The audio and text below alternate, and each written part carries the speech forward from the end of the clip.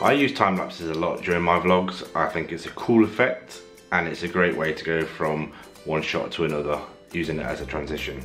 There are two ways of doing time lapses. There is what vloggers like Casey Neistat do. You get their nice cameras and point it at a building, the sky, press record, leave it for about, I don't know, 20-25 minutes. Then in editing, just fast forward it. Or you can do what I do and use a GoPro. What a GoPro does is it takes individual photos at different times and compacts it into a video. So say a video is 24 frames per second, then that means there's 24 shots in 1 second to create a video. Now what a GoPro does is it spreads it out. On a GoPro you can have it every 0.5 seconds, every 1 second, 2 seconds, 5 seconds, 10, 30 or 60 seconds. So what that means is, say if I have it on every 30 seconds, it would take a photo and 30 seconds later take another photo until it's made up enough to put in 1 second. So the longer the interval is, the longer it will take to create your time lapse. So if I have it set on 5-second intervals, so it takes a photo every 5 seconds, then the actual video itself to make overall will be a lot quicker than if it was a 30-second video, because there's less shots. I'll show you how to do it on a GoPro Hero 5. It doesn't matter if you have a 4 or a 6, I believe it's the exact same. I had a 4 before and I think it was the exact same. So on the GoPro, we are in the time-lapse video mode here.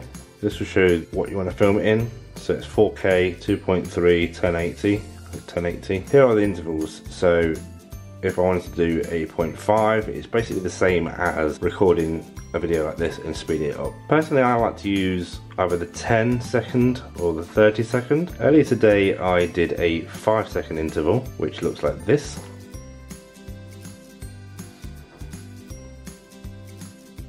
You can see it's good effect. It takes a photo every 5 seconds, so watch it again. You see the clouds, cars, and then me taking it off. Here is one I did this evening. Now this was every 30 seconds. I only had 2 seconds worth of actual footage. Like I said, the longer apart the interval, the shorter the actual video will be, or it will take longer to film. Time wasn't on my side, or should I say lights wasn't on my side this evening. So here's taking a photo every 30 seconds. Watch it one more time. It's a cool effect.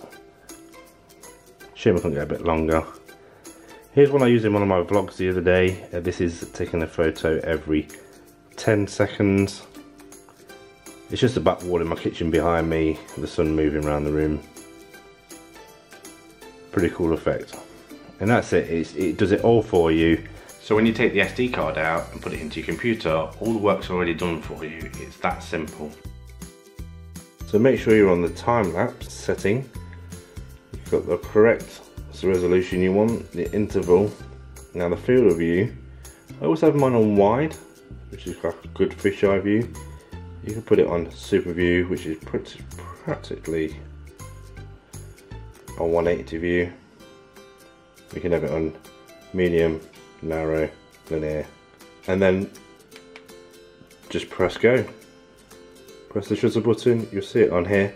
It will look staggered because it's not obviously a video, it's taking photographs instead. So don't worry if you put your hand across it, it doesn't look smooth. It's supposed to look like that. Just a couple of tips. One, make sure that your lens is always really clean when you do it. There's nothing worse than a smudgy lens to ruin the shot. Another, make sure you have at least 50% on your battery when you're taking a good time lapse. The further along the intervals, the longer it's going to take. It could take up to an hour to get a good 5-second time lapse at the longer intervals, like 30 seconds. I don't think I've ever done a 60-second one, but either way, I hope this helps.